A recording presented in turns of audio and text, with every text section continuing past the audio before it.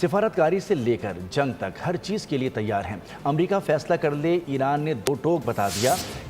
ایرانی ترجمان وزارت خارجہ نے کہا کہ ٹرمپ کی جانب سے اعتراف کیا گیا ہے۔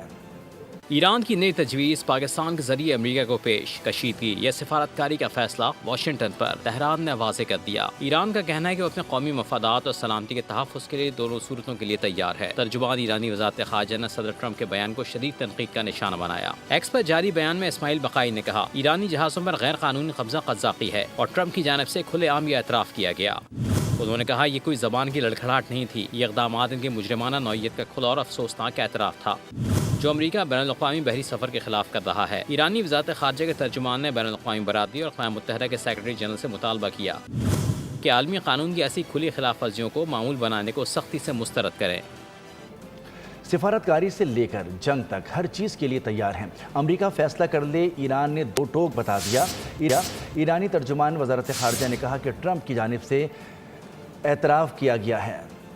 ایران کی نئی تجویز پاکستان کے ذریعے امریکہ کو پیش کشیدگی یا سفارتکاری کا فیصلہ واشنگٹن پر تہران نے واضح کر دیا۔ ایران کا کہنا ہے کہ وہ اپنے قومی مفادات اور سلامتی کے تحفظ کے لیے دونوں صورتوں کے لیے تیار ہے۔ ترجمان ایرانی وزارت خارجہ نے صدر ٹرمپ کے بیان کو شدید تنقید کا نشانہ بنایا۔ ایکس پر جاری بیان میں اسماعیل بقائی نے کہا، ایرانی جہازوں پر غیر قانونی قبضہ قذافی ہے اور ٹرمپ کی جانب سے کھلے عام یہ اعتراف کیا گیا۔